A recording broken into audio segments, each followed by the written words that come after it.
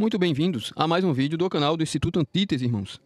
Espero que todos estejam bem, certo? Eu peço que os irmãos curtam esse vídeo, compartilhem o vídeo, comentem e se inscrevam no canal para nos ajudar no avanço aqui desse serviço prestado ao reino de Deus, certo? E nós queremos tratar, como sempre, de forma muito direta, sem perda de tempo, do assunto do nosso vídeo, que obviamente está dentro do eixo temático do nosso canal, ok? E nós trataremos aqui, certo? Do tema. A nova idade das trevas é uma pergunta. E essa pergunta, ela está conectada, ela é em decorrência da forte presença da cosmovisão pagã no Brasil. E nós queremos trazer aqui o contraponto do cristianismo reformado em relação a essa pergunta. Essa pergunta surge, não agora, obviamente, mas ela surge para mim, certo? Com uma urgência mais, eu diria, visceral, singular e alarmante, certo? E eu gostaria de justificar isso. Ok? Iremos tratar no primeiro ponto aqui acerca dessa questão das ruínas intelectuais. E por que exatamente nessa direção? Por que exatamente nessa direção? Nós vivemos um tempo, e não é só no Brasil, obviamente, mas eu quero falar especialmente do Brasil, em que nós não temos vozes, eu diria, eficazes, honoráveis e consolidadas da atividade intelectual na nossa cultura, não é? E nós vemos que isso reflete imediatamente, ou isso se dá imediatamente no cristianismo. Então, nós olhando agora para o ambiente da cultura teológica protestante, falando aqui particularmente do protestantismo, ok? Qual livro de impacto internacional foi escrito de 10 anos para cá, ou seja, de 2015 a 2025, por um teólogo brasileiro? Quais questões últimas têm sido tratadas dentro do próprio rol, não é? Do próprio horizonte da teologia protestante nacional, com assertividade, com abrangência e com eficácia para a vida da igreja? E aqui eu não me refiro primariamente à filosofia cristã, nem me refiro aqui à apologética, mas eu falo no sentido geral, pois o cristianismo ele é grandioso em sua abrangência científica, temática e cultural, para ser mais preciso, ok? Então, nós não temos isso realmente no nosso país, mas nós não temos de uma forma a nos tornar dependentes, quase que exclusivamente, de literatura estrangeira.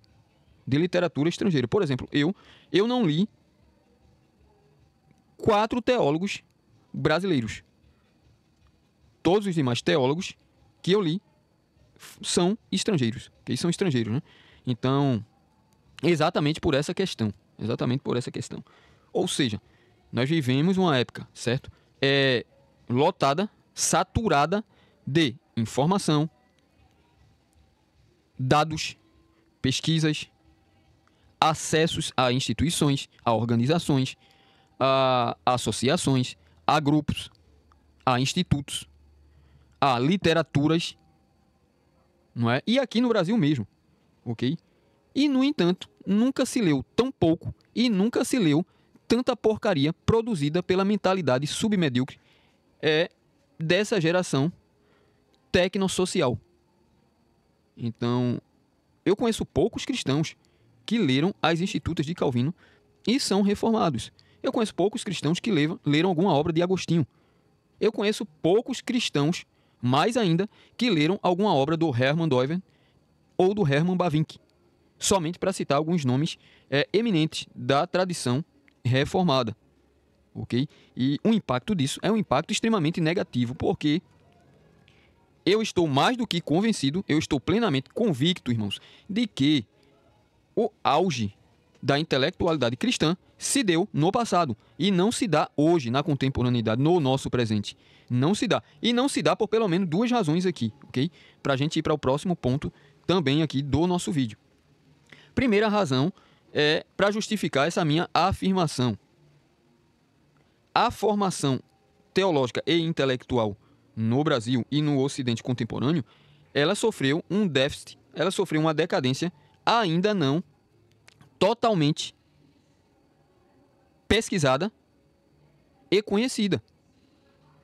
Isso por conta, obviamente, da cosmovisão moderna e da cosmovisão pós-moderna, certo? Então, a formação é uma coisa importantíssima. É uma coisa importantíssima. Formação aqui eu não estou falando do ponto de vista profissional, nem do ponto de vista cultural contemporâneo. Formação aqui eu estou falando do ponto de vista bíblico-teológico, ok? Quer dizer, o quanto que um cristão aproximou-se, não é? Do estudo teológico mais elevado, certo? Produzido pelas grandes mentes teológicas do passado. Então, é um primeiro ponto. Um segundo ponto aqui é o frio e estúpido desprezo pela a história. E não somente a história do cristianismo, mas a história do próprio Brasil. Então, nós podemos falar desde essa conclusão ou percepção, certo? De uma, digamos assim, não é? Uma separação radical da consciência histórica. Então, vivemos uma época carente de consciência histórica. Não se tem consciência histórica. As pessoas não têm o mínimo de, digamos assim, não é? Escala, certo? De, eu diria, prioridades metafísicas, não é? Mesmo porque já se diz ou já se fala numa pós-metafísica, ainda que haja uma contradição lógica interna gigantesca aí nessa afirmação, não é? Mas eu estou apenas aqui explicitando a intenção, né, atrás dessa terminologia, né? Ou seja, pós-metafísica, certo? Então, vivemos assim eu diria, não é? Uma convulsão assustadora da decadência da inteligência teológica no século XXI. E a razão é essas duas que eu aponto. Claro que não é somente estas razões, mas entre as principais razões, ok? Então se consome, certo? Apenas os insetos intelectuais e os mercenários simonistas e hereges, não é? De baixa relevância ou baixíssima relevância intelectual do nosso tempo. Você vê que a imensa maioria dos pastores, eles não leem, certo? Esses autores que eu estou aqui citando. Agostinho, Calvino, Lutero, Bavinck, Doivert, Jonathan Edwards, não é? Salvo numa pesquisa ou outra e etc. Mas não aprofundam-se nesse tipo de literatura. E não é por falta de ausência das obras desses autores na nossa cultura. O que é ainda pior, não é? Mas é pela mera indiferença mesmo, né? É realmente por aderir à forma mentis psicossocial da narcocultura brasileira. Se é plausível, se é lúcido falar em narcocultura, com muito mais originalidade e realidade, se deve falar em narcocultura no Brasil, ok? Narcocultura, aqui eu não me refiro apenas, não é a questão concreta do envolvimento da sociedade com o problema das drogas ilícitas, mas eu uso o termo inclusive, não é na afetação, na contaminação de alimentos e também da influência cultural na psique, no cérebro, né? No cérebro, no âmbito da neurologia, etc, etc. Então, isso é um fato constatado, né? Nós temos obras acerca disso, né? Acerca de uma engenharia social, o que já é algo do século XIX, inclusive, né? Essa questão da engenharia social, né? Com o Tavistock Institute, por exemplo, encabeçando essa questão, ok? Mas, dando prosseguimento aqui, nós vemos, assim, essa fria indiferença para com a intelectualidade cristã. Os líderes não têm uma formação capaz de lidar com as forças do nosso tempo, e as forças do nosso tempo não estão atreladas meramente à ciência, à tecnologia, à psicologia, à educação e à política, como tanto se ouve, não é? Como tantas vozes frenéticas querem reduzir a isto, certo? O que é uma absurdidade muito perigosa, mas as forças em questão, e para isso o Instituto Antítese, né, existe, certo? As forças em questão, elas são forças especialmente e originariamente pagãs, não é? Pagãs. E esse paganismo elegante, brilhante, romantizado e lúdico, que se abraça aqui no Brasil, inclusive, tem sido, certo, a inspiração acadêmica para o Brasil. Nós vemos a influência nos cultos, nós vemos a influência na roupa, nós vemos a influência no modo de falar, etc, etc, etc. Então é algo muito, muito mais sério, né? É algo muito mais sério do que meramente erros presentes no interior dessas ciências que eu citei aqui agora para os senhores. Não é? É algo muito mais sério. Eu acredito plenamente, sem qualquer dúvida, que Efésios 6 não está na Bíblia, por acaso, nem tampouco para servir de imaginação ou de um tipo de imaginário do horror. Mas Efésios 6 deve ser olhado como o escritor, que é Paulo, de fato olhou para o texto. Não é? E ele fala lá de forças reais no mundo, que agem no mundo e que agem contra a humanidade. Que agem contra a humanidade. Há, inclusive, livro, né? Ou livros importantes também escritos sobre isso, né? Temos o Clinton Arnold, que ele vai trazer aí uma obra muito interessante sobre essa questão da presença dessas forças na cultura ocidental e no mundo, né? No mundo como um todo. Então, angelologia e demonologia não são disciplinas, eu diria assim, populares, comuns e, eu diria, né, minimamente consultadas, estudadas no nosso país, certo? Quer seja por mera ignorância, quer seja por um temor bobo infantil. Mas o fato é esse, a situação é essa. Então, as pessoas na igreja contemporânea, elas criam inimigos invencíveis, certo? De pulgas e moscas pouco ofensivas. Enquanto os verdadeiros inimigos do cristianismo não são, de forma alguma, mencionados ou atacados. Então, existe, sobretudo, uma indisposição na consciência individual e intelectual dos cristãos agora como um todo em ler uma literatura mais profunda, mais abrangente, mais complexa, mais técnica, mais consolidada historicamente, inclusive. Então, existe essa indiferença, não é? Eu diria, né, uma aura até de preconceito, certo? Com o que é antigo, né? Com o que é antigo. Certo?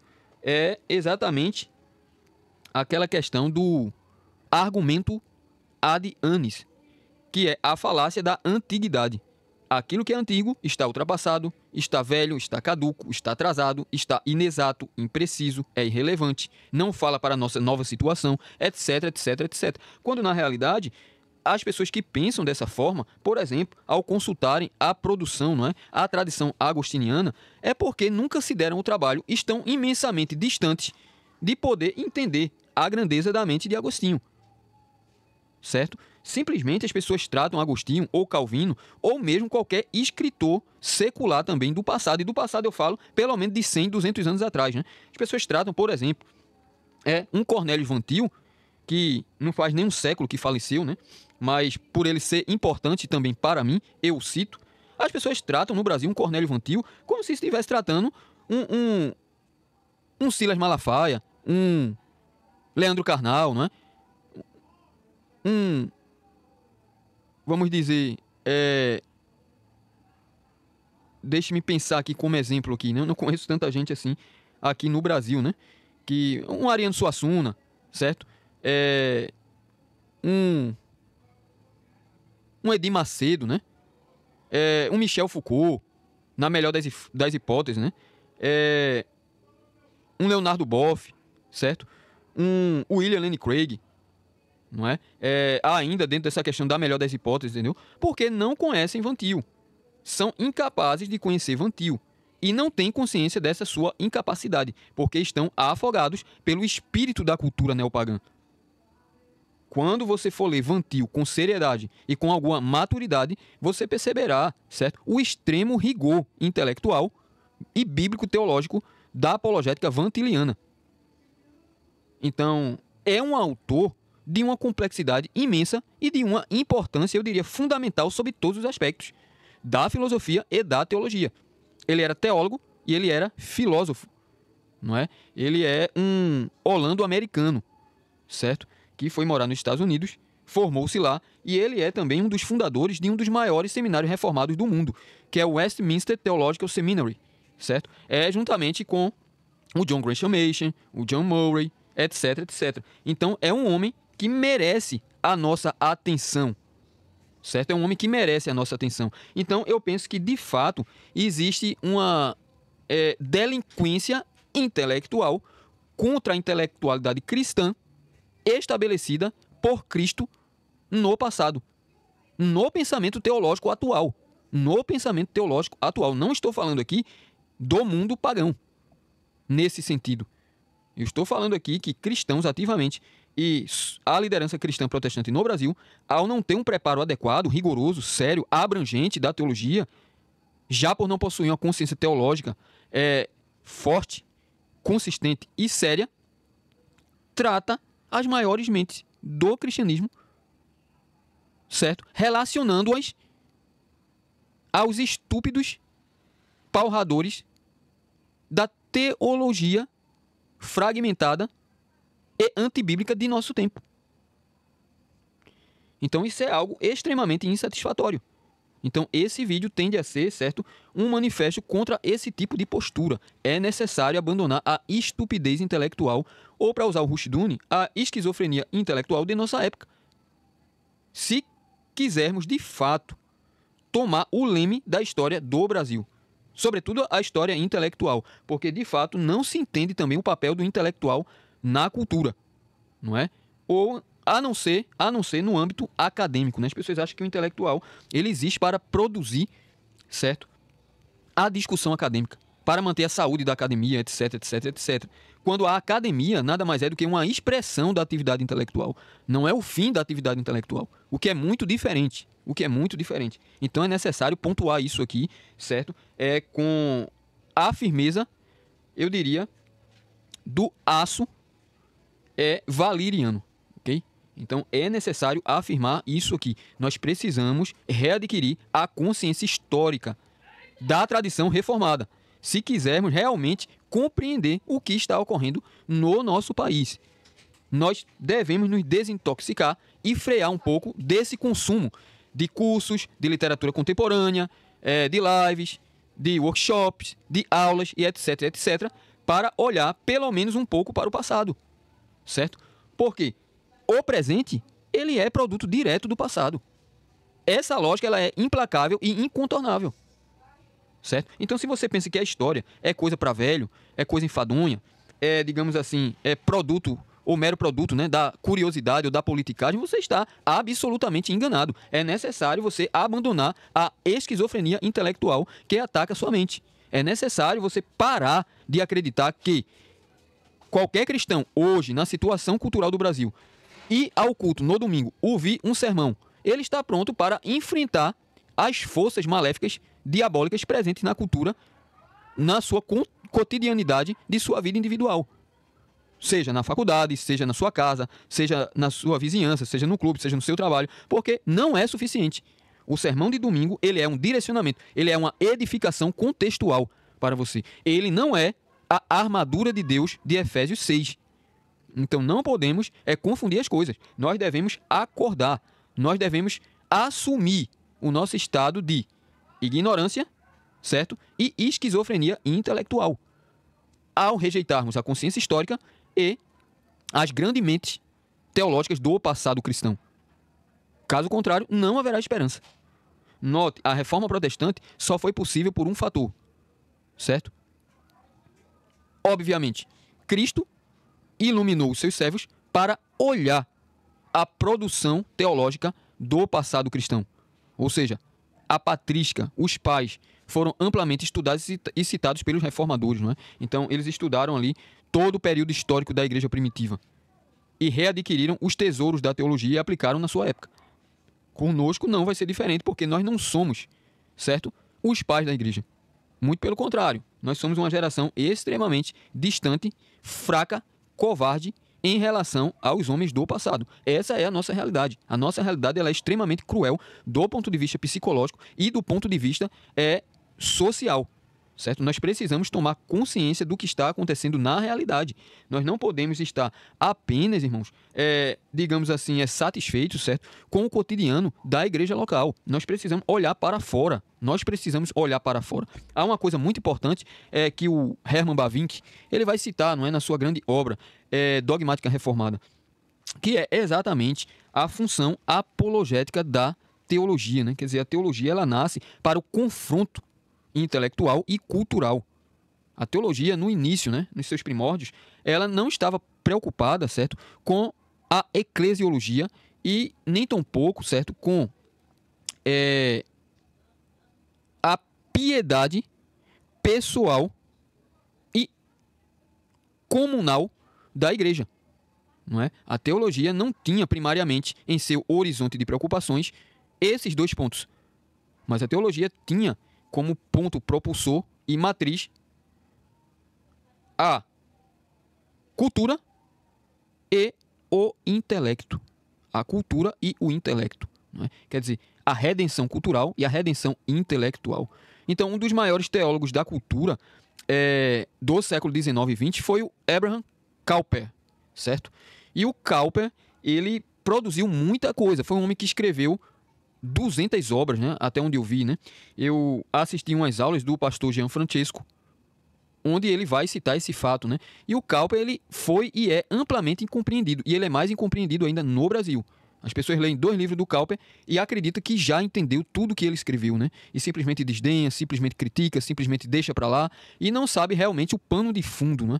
Onde desenvolvesse o pensamento teológico amplo do Kuyper em relação ao desafio da modernidade no seu próprio tempo. Ok? Então, note que no Brasil a preocupação mais assim presente, certo, da liderança cristã é com o conforto, digamos, social e, eu diria, não é, institucional em relação à estabilidade financeira e estrutural, certo? E a manutenção, simplesmente, como eu posso dizer, do pacifismo sociopolítico. Então, é uma preocupação interna. Notem os senhores aqui o que eu estou explicando. Não é uma preocupação com a realidade.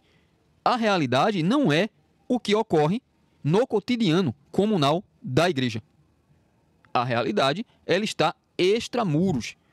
Não é? Quer dizer, a igreja precisa proclamar o senhorio de Cristo em relação ao cosmos, em relação ao mundo, em relação a todas as esferas da existência humana. Assim como Kuyper deixou explícito na sua obra, que é um conjunto de palestras, né?